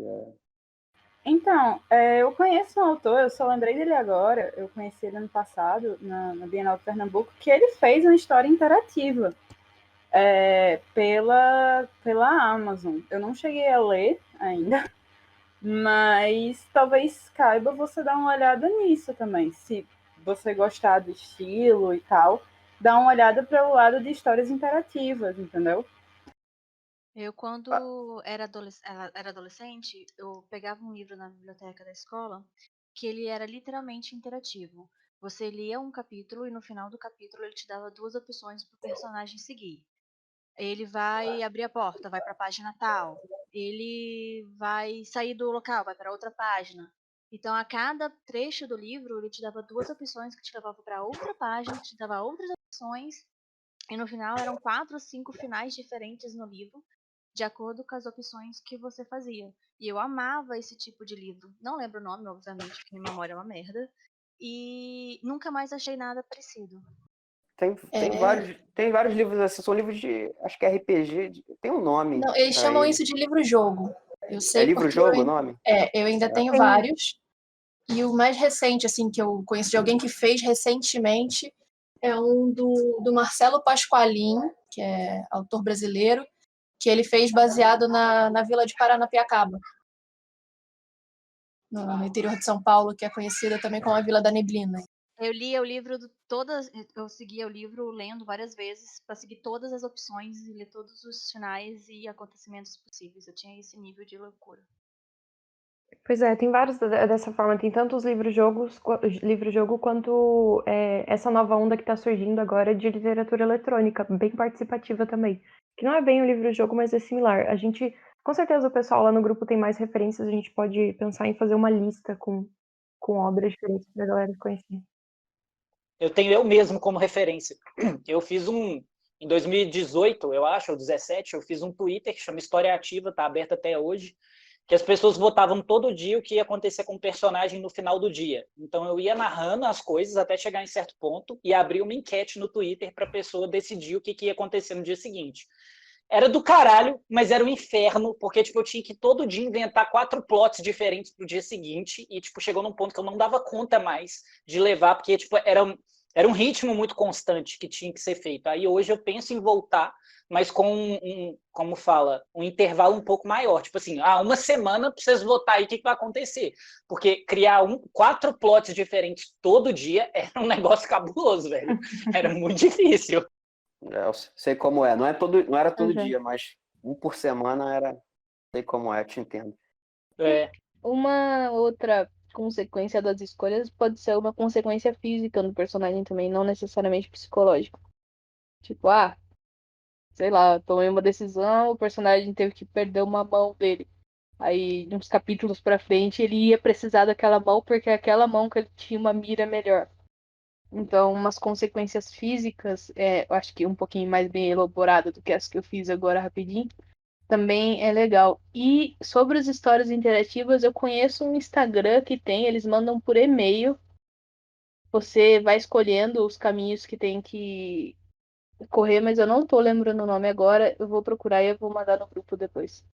Sim, a gente pode fazer uma lista com essas referências que são bem legais. Galerinha, eu vou ser o cara chato que vai cortar vocês, porque a gente deu uma ditadura. leve desviada no assunto. Não. Uma leve desviada. A gente deu uma leve desviadinha, então eu vou puxar o assunto de volta pro World Beating, porque tá quase terminando. E eu queria falar sobre algo que a gente já pincelou aqui, mais ou menos, que é a questão de fazer pesquisa, né? Tem uma parte do vídeo que o Neil chama de Faça Sua Lição. E ele começa falando sobre o The Graveyard Book, que é um livro que a gente já comentou aqui também, algumas aulas atrás, que é a história desse rapaz que ele cresce num cemitério entre espíritos, meio criado por fantasmas, né? Enfim, o livro ele se passa num cemitério, como o título já sugere. E aí ele fala como ele teve essa ideia quando ele brincava com o filho dele num jardim de um cemitério perto da casa dele quando ele tinha 25 anos. E um dia ele tava lá brincando, ele notou que o filho tava super à vontade ali e tal, e ficou pensando, mas e se uma criança fosse criada aqui, né, entre fantasmas?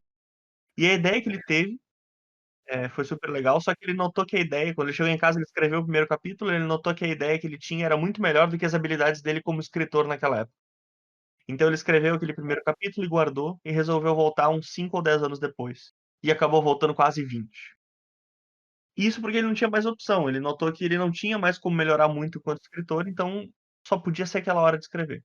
Só que durante todo esse tempo de espera, ele visitou uma série de cemitérios em lugares diferentes, ele anotava tudo que ele precisava, prestava atenção em detalhes interessantes, e ele cita alguns cemitérios no vídeo ali, e como que às vezes ele olhava para algumas coisas, tipo uma capela ou um relevo na geografia do local, ele dizia, eu vou usar isso aqui tá na minha história. E aos poucos ele foi construindo um mundo miniatura dentro da cabeça, e o mundo era só o cemitério. Então, pra gente ilustrar como quando se fala de criação de mundos, a gente não tá falando de um planeta. Pode falar de um planeta, mas também pode falar de um quarto ou de um cemitériozinho no interior de um país qualquer. Esse cemitério que o Neil criou, ele era um amálgama de um monte de ideias e inspirações diferentes, de lugares diferentes. E 20 anos depois que ele começou a escrever o livro, ele sabia que esse livro tinha que ter esses detalhes interessantes para fazer um romance inteiro acontecer ali dentro. Se o cemitério não fosse interessante o suficiente, ninguém se interessaria. Enfim, então faça sua lição, faça sua pesquisa. É uma das principais dicas que ele deixa aqui nesse capítulo de hoje. Alguém quer comentar? Vai, Eu quero Anderson, aqui. começa tu. Vocês estão me ouvindo bem aí? Sim, ótimo. Sim. Acabou de comentar aí, Pedro, nossa, é porque me lembrou muito do projeto que eu acabei de terminar e já mandei revisão tudo. É um projeto que eu comecei a fazer nos meus faz acho que mais ou menos 20 anos atrás, cara. Tipo, uns 14 anos de idade eu comecei a fazer negócio. Foi uma ilustração, um desenho bem tosco que eu fiz de um castelo e tinha muita coisa em volta desse castelo. Tinha uma selva, tinha uma floresta, na verdade, tinha uma ilha voadora. Então eu não sei como ou porque eu desenhei aquilo, eu não lembro as circunstâncias, né? Mas eu engavetei eu fiz mais 2 desenhos e engavetei. Aí, em 2019, eu faço ilustrações, tudo, e eu participei do Inktober, que é um evento aqui de ilustração, onde você faz um sketch por dia baseado em uma lista que você cria para estimular a sua criatividade. E aí, eu já faço isso há uns 4 anos. Os 2 últimos anos eu peguei o resultado desse Inktober e transformei em um produto, né? O de 2018 virou um artbook e o segundo virou esse projeto que tem escrita no meio. Cada desenho eu peguei e escrevi uma história relacionada àquele desenho. Uma história curta, coisa de uma página e meia. Acho que a maior, sei lá, pelo menos dilema para mim é quando parar de pesquisar. A gente comentou isso de leve semana passada, né? Como às vezes a gente usa a pesquisa até como uma fuga do trabalho de verdade. Procrastinação, né, cara? Eu acho que Mas dessa sim. parte da fala do Gaiman tem as duas coisas principais, né? Primeiro, essa questão da pesquisa, de que qualquer cenário pode ser um mundo completo, pode exigir do autor essa construção de mundos. Mas acho que principalmente o que bateu para mim foi essa questão mais geral que ele falou. The idea was so much better as I was a writer. A ideia que eu tive era muito melhor do que as minhas habilidades como autor na época, e eu sofro muito com isso. Eu tenho umas ideias, vou colocar isso na gaveta agora porque eu não sou capaz de escrever essa ideia. Então eu tenho várias, assim. Nesse capítulo, o Gaiman pega um trecho de um livro dele. Não, acho que no próximo. Ele pega um trecho de um livro dele e ele começa a mostrar pra gente como que ele descreveu alguns personagens e depois como é que ele descreveu Londres quando ele tá falando de Neverwhere. E, cara, eu tenho uma raiva, porque a escolha de palavras dele é tão óbvia. E eu fico pensando, mas é claro, essa aqui é a melhor descrição possível pra esse tipo de coisa. Quando eu vou sentar pra fazer, é tão difícil. E me dá uma raiva ver ele escrevendo com tanta facilidade, lendo aquilo com aquela voz maravilhosa que ele tem. Mas acho que um Irritante, pouco cara. disso vai para estilo também, né, Pedro? Porque isso que você passa, eu passo com o Zafon, cara. O Zafon vai escrever uma coisa, eu falo assim, meu Deus, velho. Ele fala, não, então porque sei lá, nuvens estavam, uma mortalha de nuvens cobriu Barcelona. Você fala assim, velho, tá. Não, o sol escorregou para dentro do quarto. Quanto que eu ia usar umas coisas assim, sabe? Tipo assim, não estou conseguindo dar o exemplo da sutileza, do sublime que ele consegue passar, mas, tipo assim, você fica surpreso. Você fala, pô, o estilo desse cara é um estilo. Mas é a experiência, velho. Não tem como. Sim. O seu estilo vai aparecer com a experiência que você tiver. Não tem como você querer apressar as coisas. Não, com certeza. Mas enquanto eu não chego lá, eu passo raiva. Também não tem como a gente saber se ele realmente escreveu isso com tanta facilidade e na primeira tentativa, ou se ele escreveu uma outra frase e ficou, não tô feliz com isso, e foi tentando um monte de outros verbos, um monte de adjetivo até chegar no que chegou. Pois é, eu tô aqui tentando procurar um exemplo bem específico de um escritor que eu não lembro quem era, que eu vi no meu Facebook esses dias atrás, ele narrando o quão é difícil escolher as palavras perfeitas. Nunca vai ser perfeito, mas as palavras exatas para uma frase. E era uma frase que não tinha nada de errado com ela usar. Mas ele ficou lá botando em cima daquela frase tanto, passou semanas só pensando naquela bendita aquela frase, até que ele conseguiu achar uma saída para ela, em que ela ficou uma frase muito bonita, muito específica, artística, mas não ao mesmo tempo pedante, não era tipo, ai meu Deus, a frase de efeito, e passava tudo o que ele precisava falar sobre o personagem, sobre o que ele estava querendo. Eu vou encontrar esse exemplo e vou passar para vocês. Essas palavras são sim todas trabalhadas. Isso já também não está caindo dentro de imersão sensorial, não? Por exemplo, o Yuri falou do sol escorregando para dentro do quarto. Porque assim, vai ver o cara Com certeza. vai ver ele imaginou na cena dele uma luz líquida, assim, realmente vazando para dentro do quarto. Às vezes Inclusive, ele usa esse termo de luz líquida em alguns momentos. Não, vou dar um exemplo aqui. Um exemplo aqui muito bom dele. Estava anoitecendo e as luzes da Gran Via já arrastavam homens e mulheres na maré cinza dos que saíam de escritórios cavernosos para voltar às suas ruas e dos que não tinham para onde ir. Tipo assim, velho, que as luzes arrastavam homens. Tipo assim, é muito difícil você pensar nas coisas dessa forma, sabe? Esse estilo de construção que o mundo se torna um agente ativo das pessoas, fraga. E é uma coisa que ele faz muito. Tipo, ele meio que faz com que o cenário se torne uma coisa viva. E isso é muito legal. Para mim, isso faz parte do world building também, além de fazer parte da imersão sensorial. Eu concordo perfeitamente, porque para mim o mundo, ele é como eu falei, aquele ponto de equilíbrio. O cenário, ele vai vir com um evento, entende? Ele é igual você tá explorando aquele jogo que você não consegue ver longe porque tem uma neblina.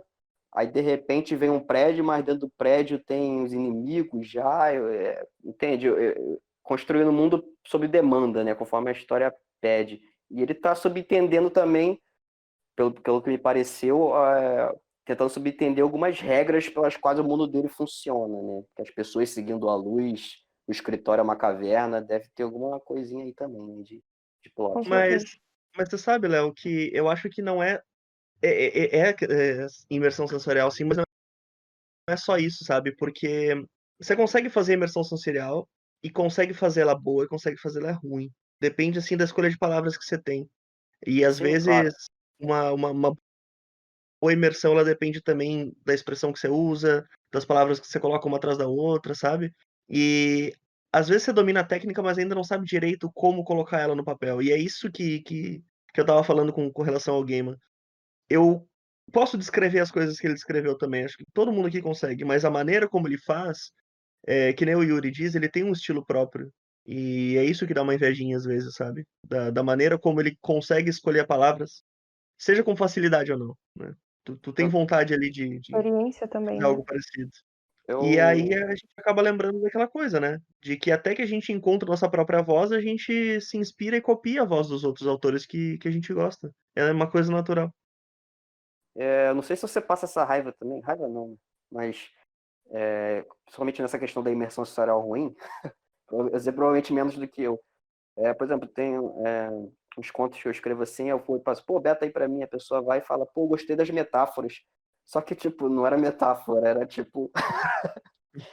Era tipo imersão sensorial, aconteceu, tipo, daquela forma, você fala, confunde com metáforas. Eu acho que eu tô caindo nessa questão aí que você falou. Mas metáfora é parte da imersão sensorial também. Eu acho que a gente não pode cair nesse engano de colocar as coisas em uma caixinha. Ah, a construção de mundo é uma coisa, a imersão sensorial é uma coisa, tema Aham. é uma coisa. A gente geralmente separa isso para poder estudar com mais facilidade. Mas, no fundo, tudo faz parte do construir uma história. Até porque o tom da sua história, por exemplo, pensando grande, o tom da sua história vai influenciar no mundo que você está criando e o mundo vai influenciar no tom da sua história. Isso também vai influenciar no gênero. Se é um tom mais sombrio, o seu gênero não vai ser uma coisa perfeita, um romance romântico positivo, porque senão o seu mundo não seria tão sombrio. Tudo. Isso vai influenciar nos seus personagens e nas escolhas desses personagens. A sua história inteira é uma unidade. A gente só separa essas coisas para a gente conseguir estudar melhor e se aprofundar melhor, mas não dá para separar. Aquilo que é imersão sensorial também está na construção de mundo. E a construção de mundo também interfere, sei lá, numa característica do seu personagem. Então a gente tem que cuidar para não separar isso. A gente separa para estudar, mas de modo geral tá tudo unido. Quando a gente vê que tudo faz parte de uma coisa só, a gente começa a ver o mundo diferente também. Com Sim, tanto certeza. que esse capítulo, eu acredito me pareceu muito uma revisão dos anteriores, porque seria o Junta ponto de tudo, né? interseção, né? É que eu acho que tudo que a gente aprende acaba culminando aqui, né? Foi a impressão que eu tive. Uhum. Com Também acho. certeza. Uma coisa que eu queria só emendar com o que a Marina falou é que, tipo assim, trazendo, na verdade, em questão de exemplo, por exemplo, no Zafman, eu não sei falar qual foi o tema que ele se propôs a discutir, mas um dos temas que eu senti que ele se propôs a discutir era essa batalha entre luz e sombra numa Barcelona cinza, assim, que tipo assim, que todo mundo tem uma nuance de cinza em Barcelona. E eu senti que, tipo assim, isso é traduzido em várias coisas. Tá nas roupas que as pessoas usam na história, tá, tipo, naquela bruma, né, naquela neblina que está sempre cobrindo Barcelona. Tem mais neblina em Barcelona do que qualquer outra coisa na história dos Zafon. Em quase todos os... Você pode pegar todos os capítulos. Em algum momento vai ter ou noite ou bruma, que é uma coisa que ele gosta. E ele traduz isso na imersão sensorial, ele traduz isso no world building, ele traduz isso nas coisas que as pessoas consomem. Sempre tem alguém fumando, sempre tem alguém, tipo assim, um vapor saindo de uma banheira, alguma caneca de café saindo vapor. É tipo assim, é como se fosse essa sombra vaporosa que existe cobrindo Barcelona. É a sensação que dá. Então ele traduz isso de várias formas, com várias nuances diferentes. Não só no que é devidamente a história, o plot do que está acontecendo, mas também no world building e na imersão sensorial, e tudo isso junto. Então tá, seguinte, a última parte da aula do Gaiman é sobre influências, tá? Então não tem um conteúdo tão denso aqui, porque o Gaiman ele fala bastante sobre o que inspirou ele. Basicamente ele diz que as coisas que a gente lê na nossa vida jovem, desde a infância até a adolescência e tal, são muito importantes e normalmente elas influenciam quem nós vamos ser como autores mais tarde. Ele fala para ele, como Tolkien e o C.S. Lewis de Nárnia, eles marcaram muito em termos de construção de mundo e sobre como Nárnia e a Terra-média eles são lugares tão familiares para ele que se ele fosse transportado hoje para um desses mundos, ele saberia imediatamente qual era. Porque ele tá acostumado ali com os personagens, com as pessoas, com a cultura, com os costumes, etc. E só que o Tolkien e o C.S. Lewis, eles são autores de uma construção de mundo mais visível, né? Ela é mais tangível. Isso eu comentei lá no início, quase 2 horas atrás, como existem alguns autores que fazem a construção de mundo de uma maneira mais óbvia, não óbvia no sentido assim de clichê, mas digo assim, dá pra ver que ele é um grande construtor de mundo. E outros fazem de uma maneira mais sutil. E não é só porque eles são sutis que eles são menos poderosos, né?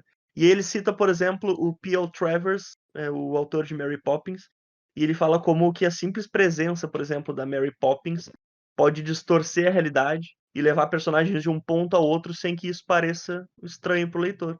Ela é uma ponte entre um mundo que é de pura imaginação, de tudo que deveria ser no mundo ideal, e o mundo real, onde as coisas simplesmente são do jeito que são, né? E a gente não acha essa estranheza porque ele constrói tudo de maneira natural, ele deixa ali pistas que mostram como aquele mundo tem credibilidade, ele é verossímil, e tudo que a Mary Poppins faz de estranho pra gente é aceitável dentro daquele contexto. A gente suspende a descrença por total.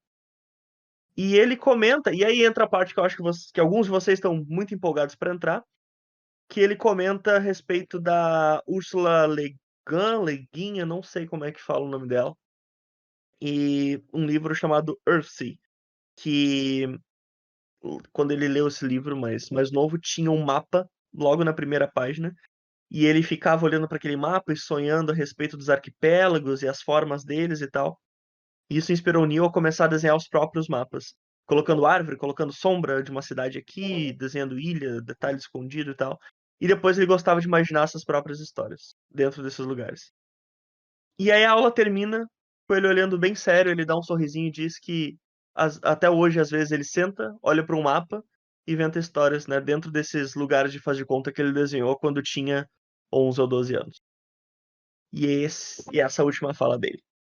Então, algum comentário a respeito disso, sobre as influências de vocês com relação à criação de mundos? Eu acho que eu vejo muito a criação de mundos conectando também com o cinema, porque como eu não sou muito de escrever fantasia, eu acabo ficando no mundo da realidade. E eu vejo que a construção de mundo também cai muito com o estilo do cinema. Por exemplo, se você vê um trecho de um filme que você nunca viu do Tarantino, de alguma forma, se você conhece a direção do Tarantino, a linguagem dele, você sabe que aquilo é dele. Eu acho que funciona da mesma forma também na criação de mundos. Assim como o Gaiman falou que se ele entrasse em Nárnia, ele saberia que era Nárnia, porque ele conhece todo o estilo e toda essa construção complexa feita pelo Lewis, e mesma coisa na Terra-média, e mesma coisa em outros universos, a gente também tem que almejar fazer isso. E eu tenho essa ponte também muito com a linguagem do cinema. Como eu não tenho essa questão de construir um mundo totalmente artificial, e no meu mundo tem essas luas, no meu mundo o tempo é assim, eu vejo mais a construção de mundo na realidade, para mim, como muito intrínseco ao estilo. Eu acho que era a Marina que tava falando, né? E tá muito, eu acho, concordo 100% com isso, porque se a gente olhar além de Senhor dos Anéis e Nárnia, que são muito únicos, não só pela voz, né, do escritor mesmo, pelo tipo de narrativa e palavras, e enfim, construção de tom e tudo, a gente pensar no Neil Gaiman, como ele constrói, tipo, apesar das histórias dele serem muito diferentes, narrativa e tudo mais, mas em narrativa, em histórias, em plot, a gente vê que é um livro dele, a gente sabe que é um livro dele quando a gente lê um livro dele. E você pode pegar essa coisa do tom construindo um mundo junto até em Harry Potter, você pega o primeiro livro de Harry Potter e o nome de Hogwarts, sabe? Como ela descreve o Dumbledore, é tudo naquele tom que ela se pôs, e as palavras que ela usa e tudo ali tá ajudando a construir esse mundo e o tom desse mundo e como ela é feito. Eu concordo muito. A gente pode ver isso em outros livros também. Nos próprios contos de fadas. Tipo, esse comentário que o Pedro falou sobre o Gaiman deve estar relacionado àquela parte que ele fala de revisitar as origens para renovar a inspiração, se não me engano. Seria mais ou menos essa ideia, né? Eu meio que separo porque, tipo assim, tem muitas coisas que me influenciam, quer dizer, muitas obras que eu gosto, mas eu meio que separo as que me influenciam das que não me influenciam, apesar de eu gostar muito. E o que é engraçado é que parece que as que me influenciam não estão no top 5, entende? Das que eu mais gosto. Porque as obras que parece que eu mais gosto são aquelas da infância, aqueles desenhos, aquelas coisas mais mirabolantes, assim, super fantásticas, com os enredos, assim, às vezes até bobos, mas quando a gente vê, dá aquele arrepio. Eu tento revisitar essas obras assim para meio que degustar as emoções que eu tenho para tentar de alguma forma colocar isso no meu texto, para, com muita esperança, sendo muito super otimista, meu leitor no futuro ter uma sensação parecida. Então eu faço meio que essa separação. Mas as obras que eu acho que me influenciam, elas não... Talvez elas sejam um pouco mais técnicas demais. E então eu meio que separo dessa forma, entende? Sem tentar ser confuso. Às vezes a gente pode ser influenciado em como não fazer uma coisa, sabe? Mesmo que você goste muito, sei lá, você gosta muito de Machado de Assis. Você não vai escrever como Machado hoje em dia, porque as pessoas não estão mais interessadas naquele estilo de narrar uma história. Então você gosta muito de Machado, mas você sabe que você não seria tão positivo, dependendo do seu escrita, escrever como Machado. Então você é influenciado em como não fazer, mesmo gostando muito dele. Daí você pode pegar, sei lá, o estilo mais a comicidade, né? A forma como ele faz humor, ou a forma como ele faz comentários sociais. Aí você se inspira nisso, mas se inspira em como não fazer com outras partes dele. Mas é engraçado também, porque algumas obras que mais me influenciam são as que eu vejo umas coisas assim que não me gostam muito. Eu fico implicando com aquilo, tipo, pô, vou fazer algo talvez parecido, mas quando chegar ali eu não vou errar igual ele errei, entende? É um sentimento meio esquisito. É igual eu falo que eu reclamo muito de Naruto, que eu falo que Naruto é ruim, porque por N motivos. E aí eu fico com isso tanto na cabeça que quase todo anime que sai eu falo assim, velho, isso aqui é Naruto feito direito, isso aqui é Naruto feito direito. Pois é, cara, eles erraram tanto. Era tão bom, mas eles erraram tanto, cara. Aí vai chegar no ponto que eu vou virar e falar assim, quer saber, eu vou escrever o meu Naruto nessa porra. Então, foi mal, e me exaltei, galera. Você sabe que Naruto é tipo o Senhor dos Anéis dos otakus, né? Você tem que tomar cuidado pra não falar mal. Vem pra briga, vem pra mal. Seus ninjinha. Só um fã de Naruto pode falar mal de Naruto, hein? Cuidado. Eu vi, mas eu vi com ódio.